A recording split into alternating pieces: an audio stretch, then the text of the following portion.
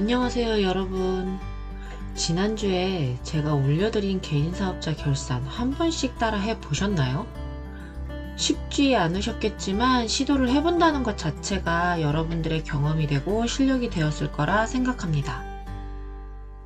오늘은 지난번 예고해드린 결산 조정에 대한 세부사항에 대해 설명을 드리려고 해요. 이 결산 조정 사항은 법인과 개인 차별 없이 동일하게 적용이 되는 부분이 많기 때문에 연말을 앞두고 최종 결산 분괴를 어떻게 해야 할지 막막한 분들이 보시면서 하나씩 따라 하시면 도움이 많이 되실 것 같습니다. 우선 최종 결산 분괴를 더존으로 배우기 전에 결산 분괴가 무엇인지부터 알아야겠죠. 결산 분괴란 한 기수가 끝나는 시점에서 확정되지 않은 계정을 정리해서 계산하고 마감하는 것을 뜻해요. 그래서 보통 회계연도 마지막 날에 분괴를 해주는 것을 얘기합니다. 회계연도가 12월 31일 날 끝나면 12월 31일 날짜로 이제 분괴를 해줘야 합니다.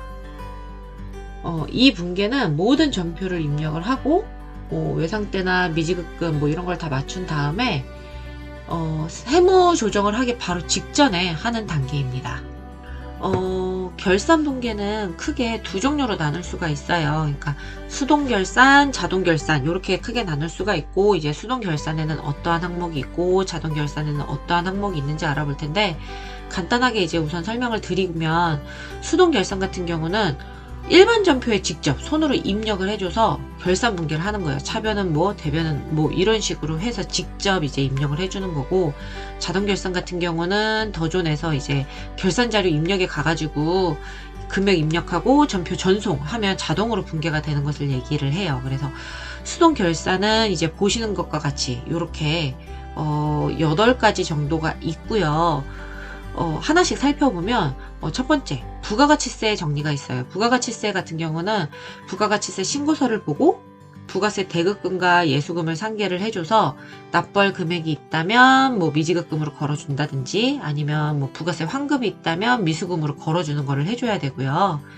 그리고 두 번째, 수익 비용 계정을 정리를 해야 돼요. 요거 같은 경우는 대여금이 있어서 우리가 이자를 받기로 했다면 이자에 따른 미수 수익을 계상을 해준다던가, 혹은 보험료 같은 경우는 보통 1년치를 한꺼번에 내기 때문에 기간 안분을 해서 선급 비용으로 이제 전표 정리를 해준다든가, 이런 것들을 이제 손으로 해줘야 되고요.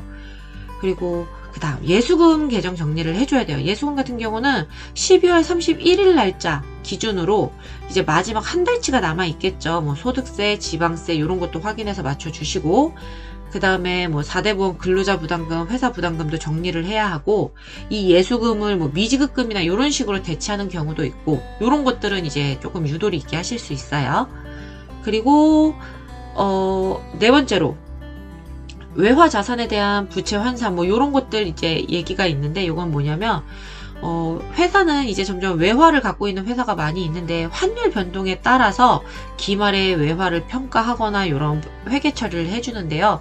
요거는 세무 조정 사항이 나올 수 있기 때문에 조금 디테일하게 잘 아셔야지만 하실 수 있을 것 같아요. 그리고 다섯 번째, 가지급금, 가수금 정리가 있어요. 요거는 뭐냐면 만약에 대표자가 가져갔다고 해서 가지급금으로 걸고, 대표자가 갚았다 그래서 가수금으로 걸고, 이렇게 했던 것들을 만약에 거래처가 하나라면 가지급금과 가수금을 하나로 상계를 쳐가지고 계정 하나로 이제 할 수가 있겠죠. 그러면 12월 말일 기준으로 가지급금이 남아있을 수도 있고 가수금이 남아있을 수도 있고, 이런 식으로 될 수가 있기 때문에 요거는 확인을 해서 정리를 해주시는 게 좋고요. 그리고 여섯 번째, 유동성 대체라는 게 있어요. 이거는 뭐냐면 말은 조금 어려운데, 차입금이나 대여금 같은 경우는 이제 남은 기간에 따라서 단기냐 장기냐 이런 것들을 구분을 할 수가 있어요. 그래서 12월 31일 기준으로 만약에 결산을 한다 이러면 그 기준일로 이제 갚을 차입금에 대한 기간이 1년이 남았다라든가 1년 미만이냐 1년 이상이냐 요걸로 이제 나눌 수가 있기 때문에 요걸로 단기 장기를 구분을 해서 계정을 한 번씩 정리를 해 주시고요. 그리고 이제 당해년도에 발생한 선납 세금에 관련해서 이자 관련했을 때 선납법인세도 내고 이러기 때문에 요런 것들 정리 한 번씩 해 주시고요. 그리고 마지막으로 현금 정리를 해줘야 돼요. 이거 뭐냐면 저희가 보통 현금 시제 출금해가지고 택배비도 내고 뭐 가끔 간식으로 떡볶이도 사 먹고 막 이러면서 영수증은 입력하고 뭐 현금은 입력이 안 되고 막 이런 것들 때문에 현금이 부족할 수도 있고 현금이 되게 많이 남고 이럴 수도 있어요. 그래서 이 현금 시제를 확인을 해서 점검을 해야 하고, 조금 뭐 디테일하게 관리하는 회사에 같은 경우는 요 현금을 12월 31일 기준으로 전부 다 입금을 시켰다가 또 1월 1일 되면 출금해서 다시 스타트하고 요런 식으로 많이 하거든요. 그래서 요것도 한번 이제 수동 결산으로 정리를 한번 해주셔야 돼요. 그리고 이제 자동으로 넘어갈게요. 자동 같은 경우는 말 그대로 금액만 확인해서 전표를 입력을 하면 자동으로 분계가 쭉쭉쭉쭉 되는 거라서 그렇게 어려운 거는 없어요. 근데 이제 어떤 게 자동으로 되느냐, 요 정도만 알아보면요. 감가상각비 같은 경우 계산이 있고요. 요거는 이제 고정자산에서 감가상각비를 조회를 하면 그 금액을 자동으로 분계를 할 수가 있어요. 그래서 유형자산, 무형자산을 월별로 할 거냐, 분기별로 할 거냐, 일괄로 할 거냐, 이런 것들에 관련해서 자동 분계를 할 수가 있고, 그 다음에 다들 많이 어려워하시는 재고자산 기말 재고를 이제 계상을 할 수가 있는데, 기말 재고를 알아서 입력을 딱 해주면 단기 매출 원가가 자동으로 분계가 됩니다. 그렇기 때문에 이것도 조금 이제 자동 결산이 있어서 편한 부분이 있고요.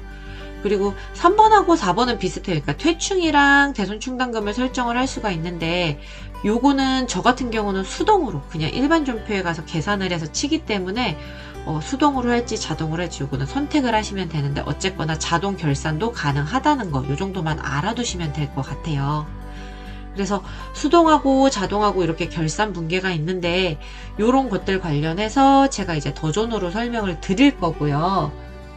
이론 설명 너무 길어봤자 이제 뭐 어렵기만 할 뿐이지, 더존으로 어떻게 할지 제가 한 번씩 설명을 드리고, 근데 여기에 있는 거를 전부 다 제가 1번부터 뭐 10번까지 일일이 다 설명을 드릴 수는 없어요. 회사마다 케이스 바이 케이스이기 때문에 많이 물어보시는 거 위주로, 그리고 무조건 다 있는 거, 뭐 부가가치세 정리라든지 뭐 성급 비용 이제 뭐 입력한다라든지 감가상각비 계산한다든지, 이런 것들 제가 더존으로 몇 가지 콕콕 집어가지고 설명을 드리도록 하겠습니다.